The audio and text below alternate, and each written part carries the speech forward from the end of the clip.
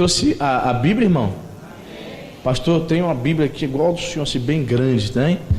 Pastor, usa o celular. Agora é celular, né? Muita gente usando celular. Irmãos, hoje eu quero iniciar uma série de mensagens, pela primeira vez aqui em 8 anos, uma série de mensagens aos domingos à noite. E o que eu vou pregar aqui, a série que eu vou pregar, em 8 anos aqui, quase 9, eu preguei a primeira vez num domingo de manhã, no ano de 2010, essa série. Aí, quando foi no ano de 2015, eu preguei pela segunda vez essa série, eu vou dizer o que é, né? Numa quinta-feira. E o Espírito Santo tocou no meu coração de trazermos essa série domingo de noite. Eu sei que muitos de vocês não vêm, não tem condição, ou não pode vir meio de semana, por alguma razão não vem de manhã. Então, senti no coração de ministrar essa série. Você vai pregar sobre o que, pastor? Eu vou pregar, irmão, sobre as 7 cartas do Apocalipse, amém? Eu penso que todo pastor precisa pregar sobre as 7 cartas do livro do Apocalipse de tempos em tempos, porque as 7 cartas do livro do Apocalipse simboliza o contexto da igreja em todas as eras. Você vai ver domingo após domingo aqui comigo que estas cartas aqui, o que acontece nessas igrejas aqui do Apocalipse, acontece em toda e qualquer igreja, hoje, 100 anos atrás, 500 anos atrás, em 2000 anos de história do cristianismo. Então são contextos que acontecem no presente momento. Olha a realidade da igreja, nua e crua. E nós vamos trazer essa série aqui domingo à noite, e são 7 igrejas, certo? Então vamos pregar sobre cada igreja em cada domingo, sendo que essa série vai durar 8 semanas. Por quê? Porque hoje eu vou trazer uma introdução. Na semana que vem nós vamos entrar nas igrejas propriamente ditas, amém? Então nessa introdução vamos pregar, vamos ler o seguinte texto agora. Abra sua Bíblia em Apocalipse, obviamente, capítulo 1.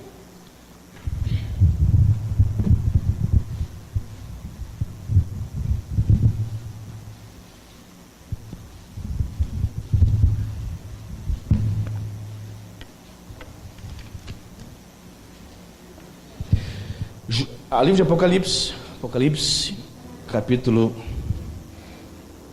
1. Tem gente que tem até medo de ler o livro de Apocalipse, né? Pastor, o que será que acontece? Eu não vou estudar todo o livro de Apocalipse, mas vou estudar as 7 cartas, amém? As 7 igrejas do Apocalipse. Capítulo 1, versículo 9, você achou? Nós vamos ler até o versículo 20, hoje nessa palavra introdutória.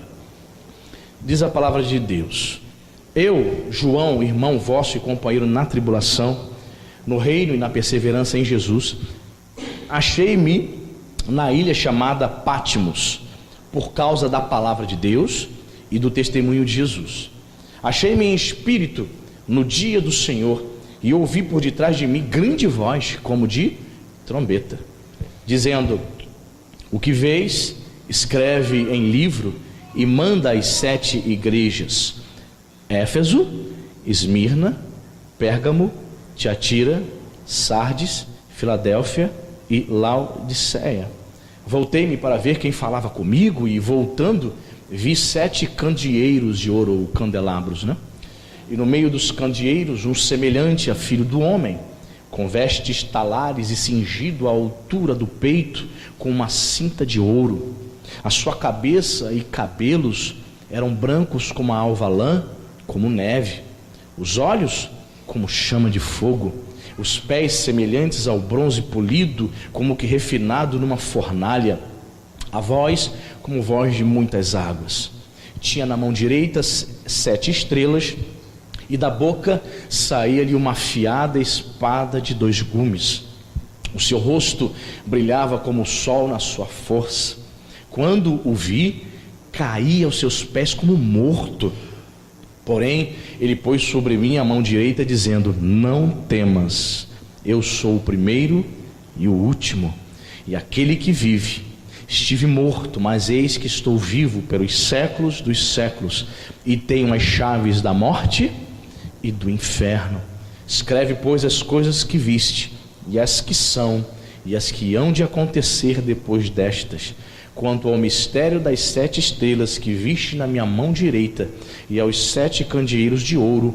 As 7 estrelas são os anjos das 7 igrejas e os 7 candeeiros são as 7 igrejas. Vamos orar? Espírito Santo, muito obrigado, Senhor, pelo privilégio de pregar a Tua palavra. Pai, a Tua palavra diz as Escrituras, Senhor, que é como um martelo que esmiuça, que quebra a penha, a pedra. A Tua palavra é como uma espada de 2 gumes. Sim, Senhor, ela não volta vazia. E eu creio, Pai, que o Senhor há de falar poderosamente à Tua igreja. Usa-me, Senhor, de maneira poderosa. Usa-me, meu Senhor, de maneira sobrenatural, para que o Espírito do Senhor realize uma grande obra em cada coração. Sim, Senhor, talvez muitas pessoas que estão aqui, Pai, meu Pai, creio que nunca ouviram uma mensagem no livro de Apocalipse, que ela possa, Senhor, ter o seu coração aberto pelo Espírito do Senhor, para entender e compreender e aceitá-la em nome de Jesus. Se você crê, diga amém. Muito bem. Temos aqui o livro do Apocalipse. A palavra Apocalipse significa revelação, literalmente tirar o véu, algo que é desvelado, algo que se revela. E quem recebe essa incumbência de trazer, de escrever este livro, nada mais, nada menos que o apóstolo João. Era aproximadamente o fim do século I, aproximadamente ano 96 depois de Cristo. Para quem não sabe, dos 12 apóstolos que andou com Jesus, de todos os 12, todos morreram de morte terrível, foram assassinados, menos o apóstolo João. O apóstolo João foi o único dos 12 que morreu de morte natural. Ele já era um velhinho, um ancião, mas diz as Escrituras que ele se achava na ilha de Pátimos, não é isso que diz o versículo 9? Eu, João, irmão vosso e companheiro na tribulação, no reino, na perseverança em Jesus, achei-me na ilha chamada Pátimos, por causa da palavra de Deus, do testemunho de Jesus.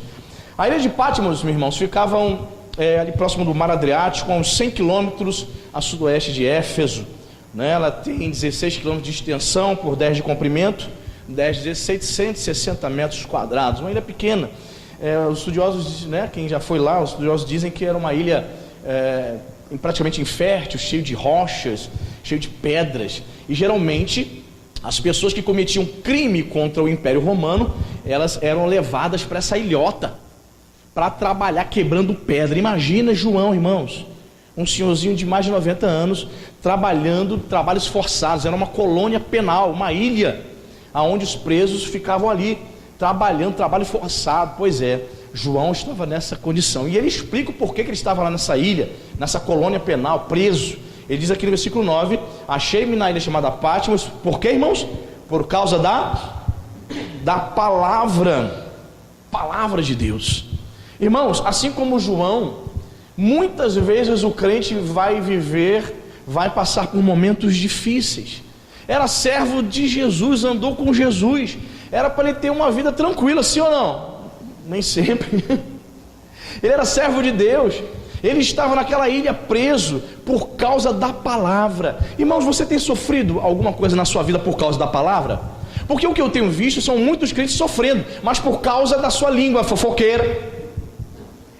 Eu tenho visto muitos crentes sofrendo, porque só dá cabeçada, só faz besteira, faz um monte de coisa errada, fala pelos cotovelos, ofende as pessoas, e ela fala, estou sofrendo, mas por causa dos seus próprios pecados, por causa das suas próprias burradas. João não estava lá porque era fofoqueiro não, irmão. João não estava lá porque falava da vida dos outros não. João não estava lá porque era um crente inconveniente se metendo na vida dos outros não. João estava lá por causa da palavra, ele pregava e vivia a palavra de Deus, irmão. Que você possa até ser perseguido nesse mundo, que você possa até mesmo sofrer, mas que seja por causa da palavra, não por causa dos seus pecados. Por causa da palavra. João estava lá. E esse período aqui era um período dificílimo, era um período de grande perseguição. Quem era o imperador na época? Domiciano mandou matar aproximadamente nesse período 40 mil crentes. Imagine o estádio do Engenhão lotado, imaginou? 40 mil crentes mortos. Foi a quantidade de pessoas que Domiciano mandou matar. Foi um período terrível de perseguição da igreja. Por misericórdia, João não foi morto, mas só por maldade, o imperador mandou ele, desterrou ele para essa ilha. Eu acho que era melhor ele ter morrido, sim ou não, irmão? Imagina você com 90 e poucos anos tendo que quebrar pedra ali. Trabalhos forçados e à noite dentro da cela. E ali essa era a condição, esse era o contexto, né, do ano aproximadamente 96 depois de Cristo. Os estudiosos dizem que depois desse evento, depois de ter escrito o Apocalipse, meses depois, foi-lhe permitido, a história não dá muito detalhes, mas foi-lhe permitido voltar. Ele foi solto e voltou para Éfeso, onde ele terminou os seus dias como bispo de Éfeso, já no final do século I. E conta-se, os historiadores contam, que ele já não tinha muita força para pregar, já era quase 100 anos de idade, mas durante as ministrações dos pastores, enquanto os pastores pregavam para a igreja de Éfeso, ele ficava sentadinho ali e, por respeito e reverência ao apóstolo, né, o pastor de Éfeso dizia assim: João, você tem alguma coisa a dizer para a igreja, João? Ele dizia: tenho. O que é, João? Diga para eles amarem uns aos outros. No outro domingo: João, tem alguma coisa que você quer dizer para a igreja? Ele: o que é, João? Amai-vos uns aos outros. É por isso que João é conhecido como apóstolo do amor. Amém, irmãos? Então, ele termina seus dias ali em Éfeso, ok? Então, ele tem uma visão espetacular naquela cela, naquele lugar, naquela ilha chamada Patmos. E ele diz aqui o versículo 10, diz o seguinte: achei-me em, repito, espírito, no dia do Senhor. Ele teve uma experiência de arrebatamento. Não é qualquer um que tem essas experiências não, irmãos. São experiências onde alguns acreditam que o espírito sairia do corpo, né? A Bíblia não explica muito bem, nem Paulo consegue explicar isso. Ele diz também lá em 2 aos Coríntios que ele teve também uma experiência de arrebatamento de espírito. Ele nem sabia o que havia acontecido. Muitas pessoas têm essa experiência. Quando ele fala achei meu espírito, é porque ele foi arrebatado, amém? Em espírito. No dia do Senhor, o dia do Senhor refere-se ao domingo. Por que esse dia é chamado dia do Senhor? Porque foi no domingo que o nosso Senhor Jesus ressuscitou. Então veja bem, ele é arrebatado em espírito e ele tinha consciência que era no domingo. Diz que ele ouve por trás dele o que? Uma grande, não é isso que está escrito? E ouvi por detrás de mim grande voz. Não é isso, irmãos? Como de trombeta, ok? Então vamos analisar aqui. Ele ouve uma grande voz, essa voz é do próprio Senhor Jesus, amém, irmão? Trombeta aqui, irmãos, é o shofar. Parece que tem um berrante. Não é trombeta essa que você toca, vuvuzela, quando vai torcer pelo Brasil, né? Não é isso não. É uma espécie de shofar, perfeito? E no contexto bíblico, quando é que uma trombeta, um shofar era tocado? Normalmente quando um shofar, uma trombeta era tocado, era um momento que grandes acontecimentos iriam se suceder. Era o aviso de que coisas importantes seriam ditas ou iriam acontecer coisas importantes. Então é interessante, ele ouve a voz de Jesus como uma voz de trombeta, ou seja, Jesus iria revelar a ele coisas importantes, amém, irmãos? É interessante, você vê às vezes, muitas vezes, na hora da palavra, um crente, um conversando com o outro assim, tocando assim, rapaz, eu já tive aqui problema aqui, irmãos, de crente na hora da palavra conversar, era sempre a mesma pessoa, conversando, conversas paralelas na hora da palavra, mas era alto mesmo, não era cochichando não, mas era alto de incomodar a mim, incomodar a igreja, era impressionante. Aí certa vez a Letícia sentou atrás dessa irmã, e a irmã conversava o tempo todo na hora da palavra. Eu falei assim: Letícia, me tirou uma dúvida. Ela falou tão alto, mas eu não entendi o que ela falava. O que essa irmã falava? Ela estava comentando acerca da palavra, ela estava achando legal, ela estava achando interessante a mensagem. Ela: não, pai, estava falando da vida dos outros. Deu para ouvir tudinho, não tinha nada a ver. O que ela falava, o que ela impedia, o que ela incomodava, intertia a pessoa para a pessoa não ouvir, era coisas que tinham nada a ver com a palavra de Deus, com a igreja, falando de coisas, de assuntos lá fora. Irmãos, na hora que você estiver ouvindo a palavra, que você esteja atento, amém, irmãos? João estava atento, ele ouviu uma grande voz, uma voz como de trombeta, algo importante iria ser anunciado. Quando o pastor inicia a palavra, o momento mais importante do culto é o momento da palavra, irmãos, amém? É o momento mais importante. Tem muitas pessoas que desprezam. Tem gente que parece que tem formiga na cadeira. Na hora do culto, levanta e vai lá, vai no bebedouro e vai urinar e vai e levanta. Eu não estou falando de você que precisa às vezes levantar por causa de criança não, tá? Estou falando de gente já madura, sem necessidade, mas gosta. O celular, ao invés de desligar o celular na hora da palavra, deixa ligado, só para ter o pé de na hora da palavra ir lá zapear na hora do culto. Meu Deus do céu, irmão. Reverência na hora da palavra. Jesus vai falar contigo, querido. Que há, irmão? E irmão, eu lá em Parque Lafayette eu sempre sentava na primeira cadeira. Na primeira. Mesmo se eu não fosse ministrar louvor ou não tocar, sempre eu estava socialzinho de gravata para qualquer, imprevisto. Às vezes o ministro de louvor pode estar sentindo uma dor de barriga, passar mal, eu assumi o microfone. Sempre estava preparado. Ah, irmão, dava dor de barriga, dava um monte de coisa. É ruim de eu levantar na hora da palavra. É o momento que a trombeta vai tocar. É o momento que o Senhor Jesus vai falar com a igreja, amém, irmão? Valorize o momento da palavra, querido. Mas então, tem gente que não tem respeito nenhum, sai no meio da palavra, não tem nada para fazer, vai lá na Geração Vida, vai dar um rolé, vai ver quem mandou zap. Querido, é o momento que você está cultuando ao Senhor. Deixa para ver o WhatsApp depois, irmão. Temos que ter essa noção, querido. Falta reverência ao povo de Deus, infelizmente. Então ele tem essa visão, ele ouve grande voz como de trombeta. Verso 11 vai dizer, olha quem vai falar com ele, ó. Jesus vai falar. O que vês, escreve em livro e manda às 7 igrejas: Éfeso, Esmirna, Pérgamo, Tiatira, Sardes, Filadélfia e Laodiceia. Como falei, 7, você sabe é o número da perfeição. 7 aqui, 7 igrejas simboliza a igreja de todas as eras. Essas 7 igrejas aqui, essas cidades aqui, irmãos, foi o berço ali do cristianismo. É onde hoje é a atual Turquia. Para quem não sabe, a Turquia é um dos países mais muçulmanos do planeta. Não existe igreja evangélica na Turquia. Que ironia, né, irmãos? O lugar que foi o berço do cristianismo, hoje nenhum vestígio, nenhum crente. Mais de 10 milhões de habitantes na Turquia, somente muçulmano. Se você chegar lá e tentar distribuir um panfleto evangelístico, saiba que você vai ser preso, você pode ser morto pelos muçulmanos. Que coisa, eu fiquei a pensar.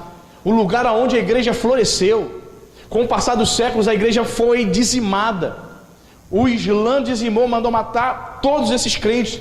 Essas 7 cidades, essas 7 igrejas não existem mais hoje, foram dizimadas. Que coisa. Mas aprendemos que 7 tem um símbolo importante. Fala da igreja de todos os tempos, de todas as eras. O nosso Deus é Senhor da igreja, amém, querido? O mesmo Deus que opera hoje, operou no passado, operou há 100 anos, operou 500 anos atrás. O mesmo Deus que cura hoje, curou também no passado. Ou o mesmo Deus que cura no passado, cura hoje, amém, irmão? Ele não mudou. Verso 12, João diz: voltei-me para ver quem falava comigo, e voltando, o que ele vê? 7 candeeiros de ouro, irmãos, olha, castiçais, né? Você sabe o que é candeeiro, né? Você sabe, né, irmão? Esses castiçais, o pessoal coloca vela, às vezes colocam óleo, né? O combustível naquela época era o óleo, né? O azeite. O que significa 7 castiçais ou candelabro, né? É o símbolo da igreja. Por que a igreja é comparada a um candelabro? Qual é a função do candelabro? É iluminar.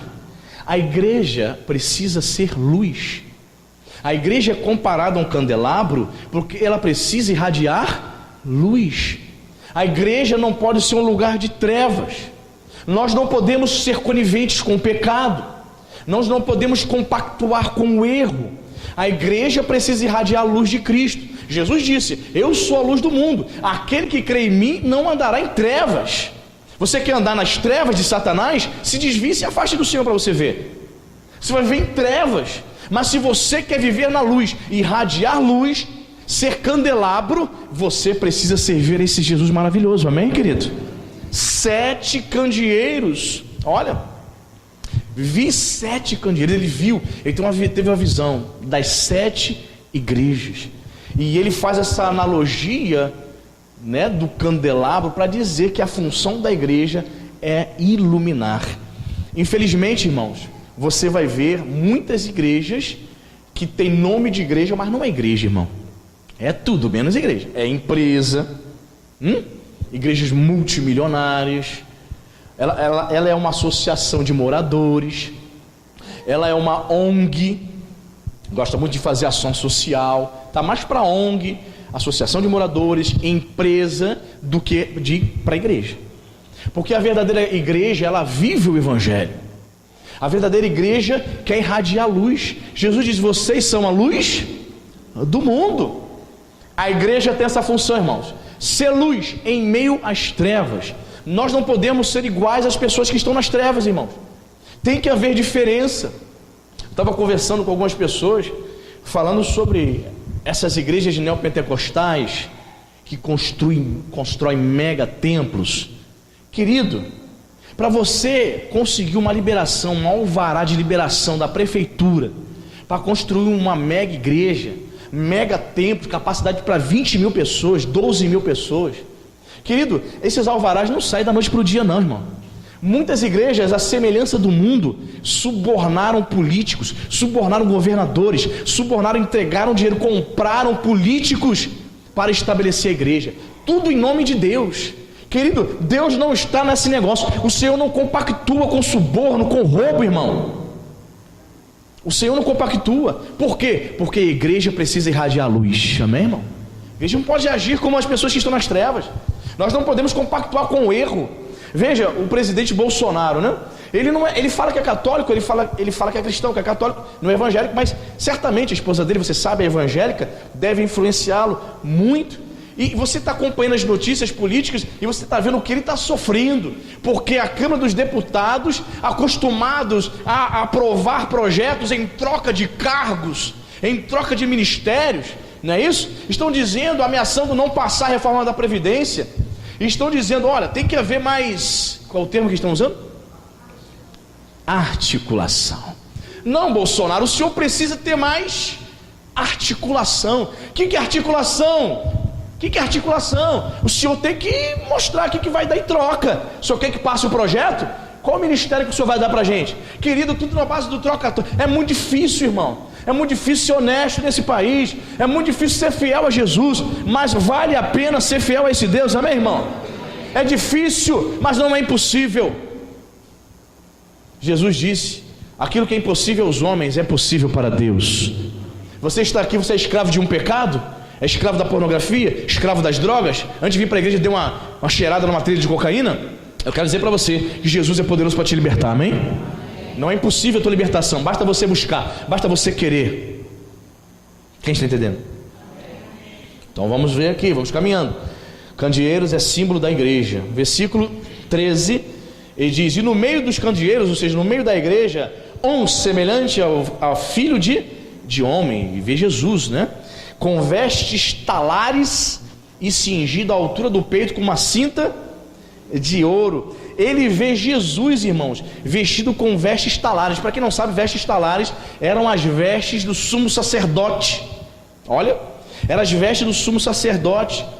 E o sumo sacerdote tinha no seu peitoral escrito o nome do povo no Antigo Testamento. Olha que interessante. A visão de João em relação a Jesus é que Jesus é o nosso intercessor, amém? A Bíblia fala isso, Jesus como sumo sacerdote intercedendo pelos crentes. Por isso, olha, presta atenção que eu vou falar para você. Por isso, todas as vezes que você for orar, você termina a sua oração dizendo: Pai, eu te peço em nome de... Você não termina a tua oração assim no vácuo. Ah, Senhor Deus, obrigado. Todas as suas orações você terminará pedindo, agradecendo, sempre em nome de... porque é Ele que intercede por nós, amém? Então a visão de João em relação a Jesus é a visão dele vestido com vestes talares, como sumo sacerdote, como aquele que intercede pela igreja. E assim como eu falei, aqui no versículo 13 diz que havia nele como uma cinta de ouro, uma cinta de ouro, uma referência a esse fato de na cinta no peitoral do sacerdote ter o nome do povo escrito. Ou seja, Jesus, ele conhece cada pessoa, irmão. Muitas vezes o crente, ele vive situações na sua vida que ele fica a pensar assim: poxa, estou passando por uns momentos difíceis, pastor. Poxa, parece que Deus esqueceu de mim. Eu tenho orado, tenho buscado e parece que nada acontece. Deus não esqueceu de você, irmãos. O Senhor não se esquece do seu povo. O nosso nome, sabe, está no coração de Deus. Ele conhece, Ele sabe. Você é único. Não tem ninguém igual a você. Não tem ninguém igual a mim. Então Ele sabe do teu problema. Mas aí o Senhor, Ele vai provar os seus filhos. Ele quer saber se você confia nele. O Senhor quer saber se você acredita no poder dele, se você tem fé. Amém, irmão? O Senhor quer saber. Verso 14, olha que interessante. A sua cabeça e cabelos eram brancos como a alva, lã como neve. É interessante, irmãos, nesse contexto aqui, brancos, cabelos brancos como a neve, tem várias referências. Refere-se à santidade dele. Cabelos brancos também fala sobre sabedoria, porque o oriental respeita muito os cabelos brancos de uma pessoa. Então a visão de João em relação a Jesus é de um ser sábio. Branco como a neve, a cor branca simboliza santidade. Ele vê a santidade do Senhor, reverência, e refere-se também à deidade, à divindade de Jesus Cristo. Vai vendo. Se você chegar em casa e tentar desenhar a visão de João, de Jesus, já imaginou isso? Vai desenhando, cabelos brancos como a neve, aí diz aqui, olhos como chama de fogo, sai no fogo dos olhos dele, parece até aquele herói, o Ciclope da Marvel. Se você começa a imaginar, você parece que vai desenhar um monstro, mas ele está usando aqui uma linguagem, repita comigo, metafórica. São metáforas para descrever realidades espirituais. Então ele descreve o Senhor como com cabelos brancos. Tem aquela música? Ele vem, saltando pelos montes. Os seus cabelos são brancos. É uma referência a esse versículo aqui, né? Simbolizando a santidade, simbolizando a sabedoria do nosso Senhor Jesus Cristo. E o que significa isso aqui, pastor? Dos seus olhos sai como chama de fogo. O que simboliza isso aqui? Fala da onisciência do nosso Deus. É aquele que tudo vê. Quando eu lembro dessa questão de que Deus vê todas as coisas, eu sempre me lembro de uma vez que eu ouvi um pastor pregando, e ele disse que teve uma pessoa, ele estava andando na rua, e ele viu uma irmã da igreja. A irmã da igreja não tinha visto ele viu a irmã da igreja fumando. A irmã puxou um cigarro, começou a fumar. Aí ele falou que viu e tal, ele começou a caminhar em direção à irmã. Quando a irmã viu o pastor, ela quase engoliu o cigarro de volta. Eu não sabia o que fazer com o cigarro. Aí o pastor falou, não, calma minha irmã, fica tranquila, já vi que você está fumando. Aí o pastor falou assim, antes de você acender esse cigarro, o Senhor já estava vendo. Antes de você me ver, o Senhor já estava vendo você fazer isso. Então não adianta você tentar esconder, mas Ele te perdoa a partir do momento se você resolver decidir abandonar esse pecado. Abandone isso. Ou seja, ela imaginou o seguinte, pronto, o pastor vai me dar uma bronca, me viu agora no pecado fumando. Ele só falou isso para ela, antes de você acender esse cigarro, o Senhor já tinha visto. O nosso Deus é onisciente. Essa expressão, olhos como chama de fogo, refere-se à onisciência do Senhor. Ele tudo sabe. Você sabe quantos fios de cabelo você tem na sua cabeça? Quem já tentou contar? Dá não, né, irmão? Talvez quem tem pouco cabelo consiga. Nem eu, nem você sabe quantos fios de cabelo nós temos, mas Deus sabe. É onisciente. Sabe todas as coisas. O nosso Deus sabe quantas estrelas existem. Tenta contar as estrelas. Lembra quando Deus falou isso para Abraão? Abraão, sai da tua tenda, conta as estrelas, se é que consegues. Não dá, é impossível. Infinito, o número é infinito. Deus é onisciente, Ele sabe de todas as coisas. Deus sabe da necessidade do teu coração nessa noite, amém? Eu não tenho poder nenhum para te ajudar, mas o Deus que está aqui, Ele vai te ajudar, amém? Ele é poderoso, Ele tudo vê. Olhos como chamas de fogo. Verso 15, João está descrevendo aqui a sua visão a respeito de Jesus. Verso 15, os pés semelhantes ao bronze polido como refinado numa fornalha. Gente, o que é isso? Pés de bronze polido. Alguns estudiosos dizem que pés como bronze está simbolizando aqui a soberania e a autoridade de Jesus para aplicar juízo. Jesus é amor, amém? mas ele deu de juízo também. Esse mesmo Jesus que a Bíblia chama de amigo, ele virá um dia para julgar os homens. Então essa visão de João, que ele vê Jesus com os pés de bronze polido, é uma referência à sua soberania, seu poder, sua autoridade para julgar. Ele virá para julgar. Jesus vai voltar, meu irmão. Ele não vai voltar mais como um bebê não, tá? Só para te alertar. Ele não vai voltar mais em Belém não. Ele virá em glória para julgar os homens. Quem está entendendo? Amém? Uma referência ao seu poder de julgamento. Verso 15 ainda na parte B diz: a voz como de muitas águas. Ou seja, uma referência a uma voz poderosa, algo diferente. João nunca tinha ouvido algo parecido. Você já viu, talvez você já tenha ido a uma cachoeira. Quando eu estava lendo esse versículo, nos remete a esse pensamento. Imagina você debaixo de uma cachoeira, as águas caindo, né? Coisa fantástica. Ele está dizendo que a voz do Senhor é a voz como de muitas águas, voz poderosa. Irmãos, a voz do Senhor é poderosa. Lembra quando lá em João capítulo 11, ele chega, pede para retirar a pedra. O que ele fala para o morto Lázaro? O que ele fala? Lázaro, vem para fora.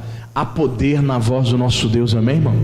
Basta uma palavra do Senhor para que o milagre aconteça na tua vida, querido. Uma palavra só: Lázaro, vem para fora. O defunto de 4 dias ressuscita pelo poder da palavra de Jesus. É essa palavra que está sendo liberada aqui nessa noite, amém, irmão? Voz como de muitas águas. Verso 16, ele está descrevendo Jesus. Olha o que ele diz: tinha na mão direita 7 estrelas, uma referência, né, às 7 igrejas, amém? Olha que interessante, irmãos. Tinha na mão direita 7 estrelas. Por que ele fala que tinha nas 7 estrelas? Ou melhor, estou fazendo confusão aqui. 7 estrelas refere-se aos pastores, os 7 candelabros que são as 7 igrejas. Então ele está tendo outra visão aqui: 7 candelabros, as igrejas, 7 estrelas, 7 pastores. Repita comigo: pastores, para fixar. Pastores, 7 estrelas na mão direita. Bem, se ele tem a visão de 7 igrejas, é óbvio que haviam pastores nessas igrejas, sim ou não? Pois bem, ele diz que ele tinha os 7 pastores na sua mão direita. Mão direita na Bíblia refere-se, repita comigo, a honra. Jesus está sentado à mão direita de Deus Pai. Mão direita na Bíblia refere-se à posição de honra. Ele está dizendo aqui que as 7 estrelas, os 7 pastores das 7 igrejas, tinham importância tremenda para ele. Esses 7 pastores tinham uma posição privilegiada. Irmãos, eu estou aqui pregando para você. Eu tenho a consciência que minha posição é uma posição privilegiada, porque eu sou o mensageiro, o portador da palavra, amém, querido? É legal, né? Tem gente que diz: eu quero ser pastor. Tá legal ser pastor. Sabe por quê que ele pensa que é legal? Que é tranquilo, que é fácil? Porque as pessoas normalmente só veem a parte boa do ministério pastoral. Qual é a parte boa? Você subir aqui e pregar 50 minutos. Tem gente que a vida de pastor é só isso. Você não sabe o que é apacentar uma igreja. Você não tem noção, irmão. É extremamente complexo. Bispo Miguel colocou no Facebook dele esses dias assim: se nós fizermos ou deixarmos de fazer, sempre vão falar, então faça. O que ele quer dizer? Não importa as decisões que terei que tomar como pastor da igreja, sempre vai ter alguém para falar bem ou mal. Então eu não posso deixar de fazer, vou fazer. Todo líder, ele vai ter uma posição. Você está vendo o presidente aí? Procurando fazer as coisas certas, ele não tem oposição? Eu vi uma postagem muito engraçada esses dias. O camarada botou assim, o Mr. Bean, e botou um balãozinho assim, dizendo assim: se o Bolsonaro for contra o suicídio, o que vai ter de petista se suicidando? Não é tudo que o cara faz, o pessoal ao contrário. É tudo do contra, sempre tem oposição. Todo líder sofre oposição, mas ele precisa ter o entendimento que ele está na mão direita do Senhor Jesus, amém? Posição de honra, e que Deus colocou ele ali para pregar a palavra, para apacentar o rebanho. Ele não é como um líder sindical. não é o síndico do condomínio, não, estrela. Estrela faz o que, irmão? Repita comigo, estrela, o que a estrela faz? Brilha. Meu Deus, eu fiquei pensando, poxa, que responsabilidade, né, irmão? É um privilégio, mas é uma grande responsabilidade. Tem pessoas que eu já vi serem ordenadas ao ministério pastoral, mas foram jogadas assim de qualquer maneira. Vai para a fogueira. E o cara não tem chamado. O cara não ter chamado, nem pinta de pastor, e acontecer tragédia. Porque não teve chamado. Foi ordenado porque era amigo, meu amigo, eu gosto muito do Tiago, vou ordenar ele a pastor amanhã. Já fiquei sabendo de ordenar, eu vou ordenar o Tiago, porque o dízimo do Renato, do Tiago, é 5 mil por mês. Amanhã tu já é pastor, aleluia. Tem pastores mercenários que ordena pessoas ao ministério diaconal e pastoral para segurar o dízimo dele. Tragédia para a igreja, problemaço.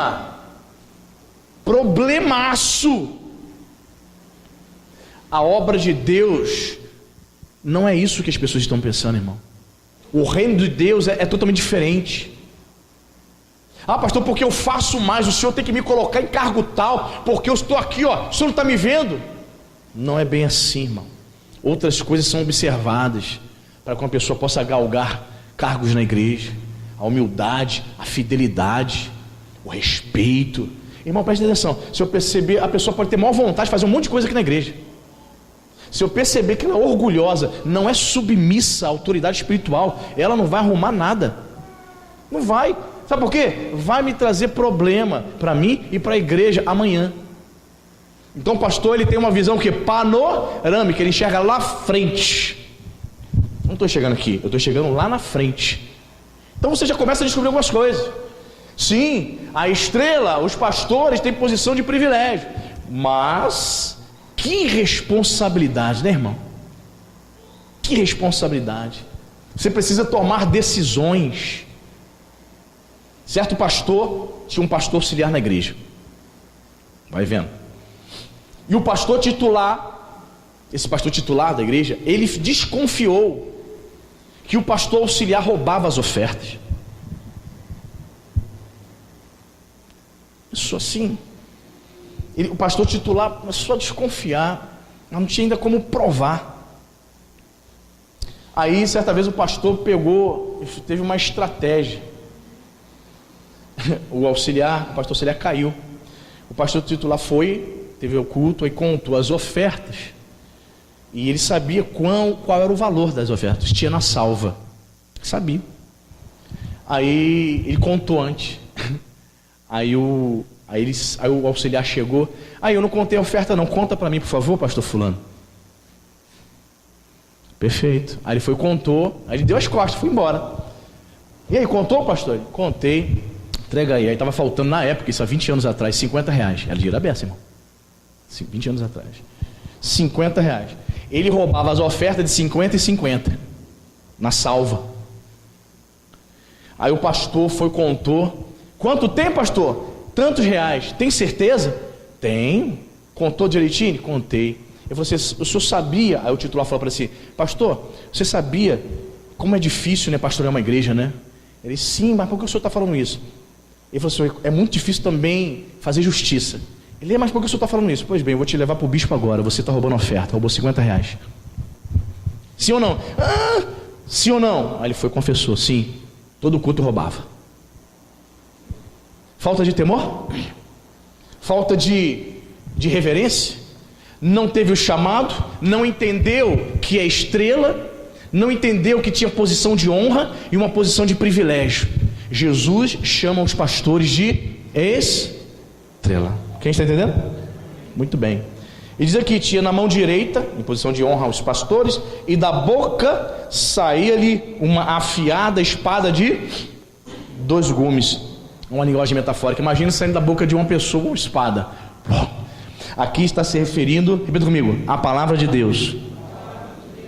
Amém, queridos? Saía da sua boca uma espada de 2 gumes. Essa espada representa a palavra de Deus, que como espada ela corta o pecado. Amém, irmão?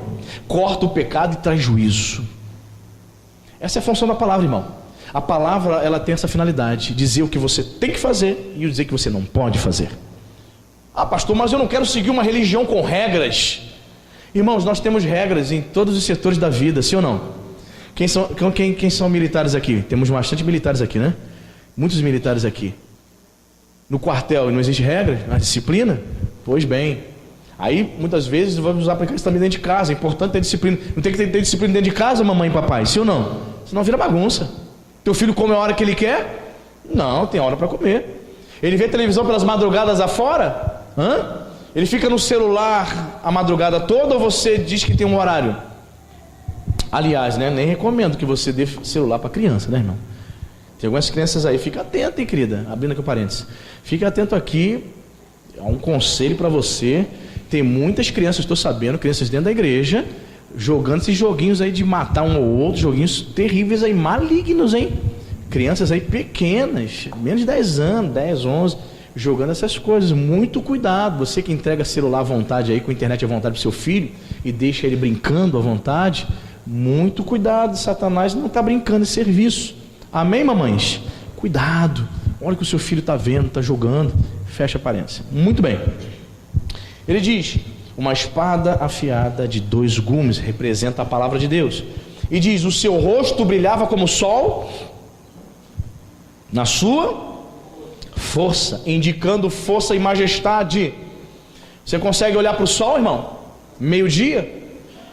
Eu fui tentar correr essa semana, meu irmão, às 10h30 da manhã ali na orla.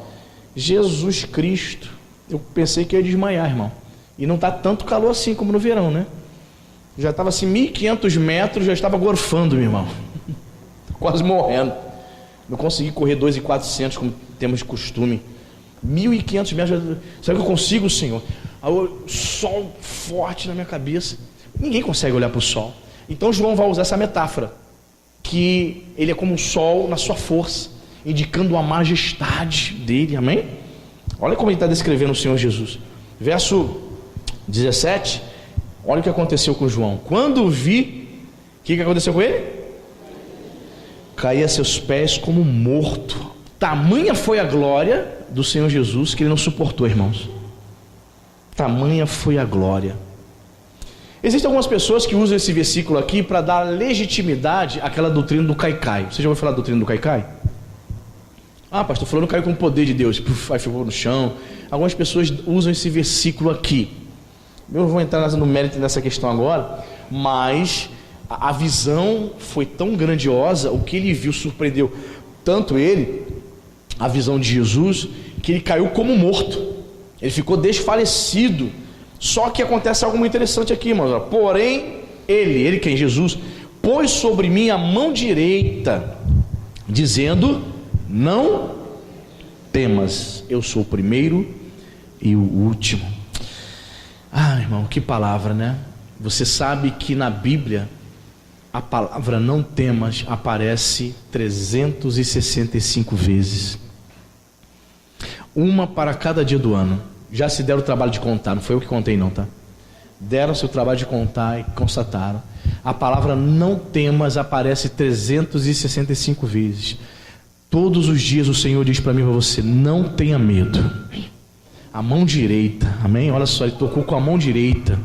A mão direita fala mais uma vez de honra. Em outras palavras, você é um privilegiado, João. Não tenha medo, você está recebendo da minha parte algo glorioso, que será lido por milhões e milhões de pessoas, por todos os tempos, por todas as eras. João, você é um privilegiado, não tenha medo. Querido, quando você estiver vivendo lutas, não tenha medo, amém? Quando você se sentir cansado, tem gente que está cansado, pastor, estou cansado, pastor, tem um problema, ai meu Deus. Tem gente que fala assim, não tem aquele dia que você fala assim: eu estou com vontade de pegar a estrada e sumir, já viu esse dia? Você pega os boletos, as contas para você pagar, aí você vê tua conta de luz, caramba, mês passado veio 100 conto, agora 350, o que é isso? Alguém que está gastando aí? A minha conta de água, irmão, veio caríssima. Falei até pro vizinho assim: isso é normal mesmo? Tá normal esse negócio? Quanto é a conta de água? Meu Deus do céu, caríssimo. Jesus. Aí você tem aqueles momentos, aqueles dias que você dá vontade de fazer assim, desmaiar, igual João. João caiu morto. Caiu como morto. Mas não foi por conta das contas que chegaram, por conta dos problemas da família, não. Foi por causa da glória de Deus, amém? No caso dele foi por causa da glória. Mas ainda assim, mesmo numa visão de glória do Senhor Jesus, ele recebeu o toque do mestre: não temas. Aleluia. O Senhor Jesus diz para mim e para você nessa noite: não tenha medo. Ainda que a visão seja de glória, ou ainda que a visão seja de problemas, não tenha medo. Ele está contigo, amém? Não temas, eu sou o primeiro e o último, o alfa e o ômega. Aleluia. Que coisa tremenda, né, queridos? Sou o primeiro e o último, ou seja, não há, irmãos, ninguém acima do Senhor. Não há ninguém que possa deter o nosso Deus. Ele é poderoso. Verso 18: aquele que vive, estive morto, mas eis que estou vivo pelos séculos dos séculos. Ele vive. Se o nosso Deus está vivo, é porque Ele está agindo, amém? Quem vive, age, trabalha, fala, escuta, opera. Ele está vivo. Estive morto, mas eis que estou vivo pelos séculos dos séculos. Aí ele vai dizer: eu tenho as chaves da morte e do... Chaves na Bíblia, quando você vê essa expressão, eu tenho as chaves, refere-se à autoridade. Eu tenho, olha o que Jesus está dizendo para João: João, não tenha medo, sabe por quê? Eu tenho autoridade sobre a morte, João. Você só vai morrer só quando eu quiser. Querido, você só vai partir se Deus quiser, se Deus permitir, amém, irmão? Pastor, mas eu estou com uma doença, uma enfermidade. Você só parte só se Ele quiser, porque Ele tem autoridade sobre a morte, amém? Mais uma vez aqui me remete a Lázaro. Lázaro, vem para fora. A morte teve que obedecer à voz do nosso Senhor, amém, irmão? Poderoso, poderoso é o nosso Deus. Ele tem autoridade, ele tem as chaves da morte e do Hades, o inferno. Irmãos, imagine, quem já viu pessoas manifestadas, endemoniadas com legião de demônio? Quem já viu? Não é uma coisa feia, terrível? Pesado, né? Pesado. É horrível, não é isso? Aquela legião de demônios, no mínimo ali 2.000 demônios, não é páreo para o nosso Deus, amém? Ele tem autoridade sobre o Hades, sobre o inferno. Não existe demônio. Pastor, mas e o chefe do inferno, o próprio Lúcifer, o próprio Satanás? Será que ele não faz frente com Jesus, não? Não. Ele tem autoridade sobre a morte e o inferno. E pastor, jogaram uma macumba lá na minha porta, pastor. Jogaram um sal lá, um negócio lá. Eu fiquei desesperado, pastor. Quando eu abri a porta ali de casa, tinha umas coisas lá, tinha mel, tinha rosa, tinha charuto, mas eu estou preocupado, pastor. Fica não. Jesus tem autoridade sobre a morte e o inferno. As portas do inferno não prevalecerão contra a igreja. Irmãos, no primeiro ano, segundo ano que estávamos aqui, um grupo de pessoas chegou para a Cíntia e falou assim, estava insatisfeito com algumas coisas aqui, essas pessoas, e disse o seguinte para a Cíntia. Eles poderiam ter dito isso para mim também, mas falaram com a Cíntia. Falaram assim: olha só, Cíntia, tu tô falando que esse pessoal está sem juízo? A pessoa está sem juízo, tá? Já viu aquela expressão? Essa é a expressão do pessoal que fala na marinha, né? Barata que tem juízo não atravessa galinheiro, né? Esse pessoal atravessou o galinheiro. Essa turma chegou e falou assim: Cíntia, presta atenção, nós não estamos concordando com muitas coisas aqui nessa igreja. Cíntia mesmo? Foi um grupo que chegou. E daí? Pois é, nós estamos planejando sair dessa igreja. Falei: é mesmo? E tem mais, se nós sairmos dessa igreja, essa igreja vai fechar as portas. Porque já fizemos as contas, as pessoas que vão sair, cada uma dá tanto de dízimo, então não vai pagar aluguel, não vai conseguir fazer nada. Aí a Cíntia falou assim: querida, essa igreja aqui foi plantada pelo Senhor Jesus. E a minha Bíblia diz que as portas do inferno não podem prevalecer contra a igreja. Se for o Senhor que plantou essa igreja, não é porque vai sair meia dúzia de dizimistas que essa porta aqui vai fechar, não, irmão. Se for o Senhor que plantou, ela vai permanecer. Vamos permanecer pregando o Evangelho. Que petulância, irmão. Eu vou sair daqui, eu, Tiago, e essa porta dessa igreja aqui vai fechar. Olha o prazer da pessoa. Vou sair, essa igreja vai fechar. Ela não se importa com as almas, não. Tipo assim, ela quer se vingar. Eu não gosto de você, pastor Anderson, eu não vou com a sua cara, então o seu ministério tem que fechar, tem que acabar essa igreja. Veja o prazer de uma pessoa que não tem Cristo. Pessoas dentro da igreja dizendo que serve ao Senhor, mas totalmente desconexas, vivendo na carne. O prazer dela é que a igreja fechasse as portas, mas a minha Bíblia diz que o meu Senhor Jesus tem autoridade sobre a morte e o inferno, amém, irmão? Esse é o Deus que nós servimos. Verso 19 vai dizer: escreve, pois, as coisas que viste, e as que são, e as que hão de acontecer depois destas. No verso 19, olha que interessante. As coisas que João tinha visto, irmãos, são as coisas relacionadas a esse capítulo 1 aqui. As que são as coisas relacionadas às 7 igrejas que nós vamos começar a estudar na próximo domingo. E a terceira parte, as que hão de acontecer, trata do arrebatamento da igreja e do período da grande tribulação, que é do capítulo 4 até o 22. Amém, irmão? Então ele faz aqui uma espécie de resumo. Escreve tudo isso, João. Escreve, pois, as coisas que viste, as que são e as que hão de acontecer. Amém? E para nós fecharmos aqui, o verso 20 vai dizer: quanto ao mistério das 7 estrelas, né, dos 7 pastores que viste na minha mão direita, e aos 7 candeeiros de ouro, aí ele explica, Jesus traz aqui a explicação. As 7 estrelas são os anjos das 7 igrejas, e os 7 candeeiros são as 7 igrejas. Veja aquilo que no versículo 20 ele já muda. Ele diz que as 7 estrelas, os 7 pastores são o que mesmo? Repita comigo: anjos. Que anjo? Ao anjo da igreja, escreve. O anjo, por quê? A palavra anjo, para você que não sabe, ela vem do grego angelos, que significa mensageiro. Escreve ao mensageiro. Então, querido, note bem que interessante. Jesus se dirige ao pastor da igreja. Veja a responsabilidade. Ele não diz, escreve ao diácono. Não. Escreve ao líder da juventude. Não. Escreve à líder da geração vida. Não. Escreve ao anjo, o mensageiro, o portador da palavra, o pastor. Então nós vamos ver aqui durante os domingos que por muitas vezes o Senhor vai repreender o anjo da igreja.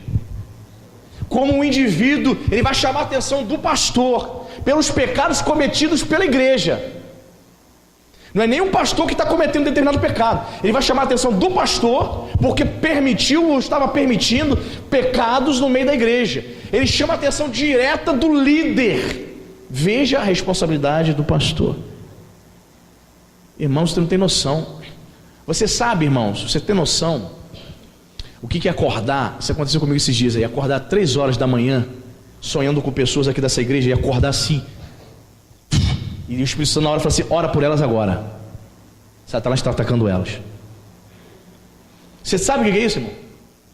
Acordar pela madrugada assim. É o próprio Espírito Santo que estivesse fazendo assim: levanta, vai orar. 3 horas da manhã, com algumas pessoas aqui na minha mente, e o Espírito Santo está acontecendo um ataque. Satanás está atacando elas. Ora por elas agora. Eu falei: Jesus. Eu falei: Cíntia, acordei. E tem pessoas sendo atacadas lá na igreja. Vamos interceder, vamos orar, que o negócio está estreito. Percebe? Por quê? O anjo da igreja. Jesus fala com o mensageiro, angelos, portador da palavra. Amém, irmão? Então você entendeu bem aqui? Você entendeu essa palavra introdutória? Amém?